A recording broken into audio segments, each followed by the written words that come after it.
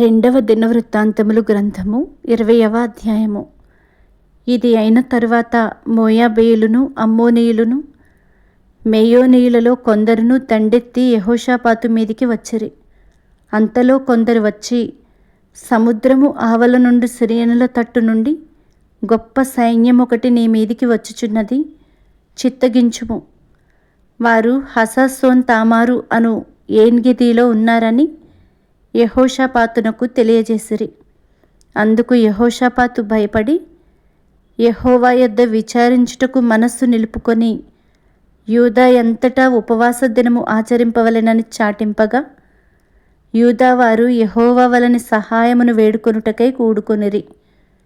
యెహోవా యొద్ద విచారించుటకు యూదా పట్టణములన్నిటిలో నుండి జనులు వచ్చిరి. యెహోషాపాతు యెహోవా మందిరములో క్రొత్తశాల ఎదుట సమాజముగా కూడిన యూదా యెరూషలేముల జనుల మధ్యను నిలువబడి, మా పితరుల దేవా యెహోవా, నీవు ఆకాశమందు దేవుడవై ఉన్నావు. అన్యజనుల రాజ్యములను ఏలువాడవు నీవే. నీవు బాహుబలము గలవాడవు, పరాక్రమము గలవాడవు. నిన్నెదిరించుటకెవరికిని బలము చాలదు. నీ జనులైన ఇశ్రాయేలీయుల ఎదుట నుండి ఈ దేశపు కాపురస్తులను తోలివేసి, నీ స్నేహితుడైన అబ్రహాము యొక్క సంతతికి దీనిని శాశ్వతముగా నిచ్చిన మా దేవుడవు నీవే. వారు అందులో నివాసము చేసి కీడైనను యుద్ధమైనను తీర్పైనను తెగులైనను కరువైనను మా మీదికి వచ్చినప్పుడు మేము ఈ మందిరము ఎదుటను నీ ఎదుటను నిలువబడి మా శ్రమలో నీకు మొర్రపెట్టిన ఎడల నీవు ఆలకించి మమ్మను రక్షించుదువని అనుకొని ఇచ్చట నీ నామ ఘనత కొరకు ఈ పరిశుద్ధ స్థలమును కట్టించిరి. నీ పేరు ఈ మందిరమునకు పెట్టబడెను గదా. ఇశ్రాయేలీలు ఐగుప్తులో నుండి వచ్చినప్పుడు నీవు వారిని అమ్మోనీయులతోనూ మోయాబీయులతోనూ శేయీరు మన్యవాసులతోనూ యుద్ధము చేయనీయలేదు గనుక ఇశ్రాయేలీలు వారిని నిర్మూలము చేయక వారి యొద్ద నుండి తొలగిపోయిరి.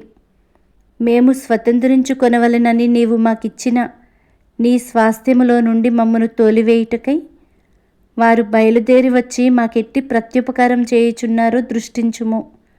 మా దేవా, నీవు వారికి తీర్పు తీర్చవా? మా మీదికి వచ్చి ఈ గొప్ప సైన్యముతో యుద్ధము చేయుటకును మాకు శక్తి చాలదు, ఏమి చేయుటకును మాకు తోచదు. నీవే మాకు దిక్కు అని ప్రార్థన చేసెను. యూదా వారందరూ తమ శిశువులతోనూ భార్యలతోనూ పిల్లలతోనూ యెహోవా సన్నిధిని నిలువబడిరి. అప్పుడు మత్తన్యాకు పుట్టిన యెహీయేలు కుమారుడైన బెనాయాకు జన్మమైన జకర్యా కుమారుడును ఆసాపు సంతతివాడును లేవీయుడునగు యహజీయేలు సమాజములో ఉండెను. యెహోవా ఆత్మ అతని మీదికి రాగా అతడిలాగు ప్రకటించెను, యూదావారలారా, యెరూషలేము కాపురస్తులారా, యెహోషాపాతు రాజా, మీరందరూ ఆలకించుడి. యెహోవా సెలవిచ్చున్నదేమనగా, ఈ గొప్ప సైన్యమునకు మీరు భయపడకుడి, జడియకుడి. ఈ యుద్ధము మీరు కాదు, దేవుడే జరిగించును. రేపు వారి మీదికి పోవుడి. వారు జీజు అను ఎక్కుడు మార్గమున వచ్చెదరు. మీరు యెరూవేలు అరణ్యము ముందరనున్న వాగు కొన దగ్గర వారిని కనుగొందురు. ఈ యుద్ధములో మీరు పోట్లాడవలసిన నిమిత్తము లేదు. యూదావారలారా, యెరూషలేము వారలారా, మీరు యుద్ధ పంక్తులు తీర్చి నిలువబడుడి. మీతో కూడనున్న యెహోవా దయచేయు రక్షణను మీరు చూచెదరు. భయపడకుడి, జడియకుడి. రేపు వారి మీదికి పోవుడి. యెహోవా మీతో కూడా ఉండును. అప్పుడు యెహోషాపాతు సాష్టాంగ నమస్కారము చేసెను. యూదావారును యెరూషలేము కాపురస్తులను యెహోవా సన్నిధిని సాగిలపడి నమస్కరించిరి. కహాతీయుల సంతతి వారును కోరహీల సంతతి వారునగు లేవీయులు నిలువబడి గొప్ప శబ్దముతో ఇశ్రాయేలీల దేవుడైన యెహోవాను స్తుతించిరి. అంతటా వారు ఉదయముననే లేచి తెకోవ అరణ్యమునకు పోయిరి. వారు పోవుచుండగా యెహోషాపాతు నిలువబడి, యూదావారలారా, యెరూషలేము కాపురస్తులారా, నా మాట వినుడి. మీ దేవుడైన యెహోవాను నమ్ముకొనుడి. అప్పుడు మీరు స్థిరపరచబడుదురు. ఆయన ప్రవక్తలను నమ్ముకొనుడి. అప్పుడు మీరు కృతార్థులగుదురని చెప్పాను. మరియు అతడు జనులకు హెచ్చరిక చేసిన తరువాత యెహోవాను స్తుతించుటకు గాయకులను ఏర్పరచి, వారు పరిశుద్ధాలంకారములు ధరించి సైన్యము ముందర నడుచుచు యెహోవా కృప నిరంతరముండును, ఆయనను స్తుతించుడి అని స్తోత్రము చేయుటకు వారిని నియమించెను. వారు పాడుటకును స్తుతించుటకును మొదలుపెట్టగా, యెహోవా యూదా వారి మీదికి వచ్చిన అమ్మోనీయుల మీదను, మోయాబీయుల మీదను, శేయీరు మన్యవాసుల మీదను మాటుగాండ్రను పెట్టెను గనుక వారు హతులైరి.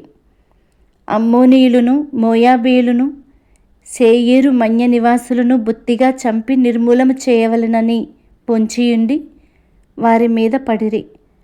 వారు శేయీరు కాపురస్తులను కడముట్టించిన తరువాత తమలో ఒకరినొకరు చంపుకొనుటకు మొదలుపెట్టిరి. యూదావారు అరణ్యమందున్న కాపరుల దుర్గము దగ్గరకు వచ్చి సైన్యము తట్టు చూడగా వారు శవములై నేలపడి ఉండిరి. ఒకడును తప్పించుకొనలేదు.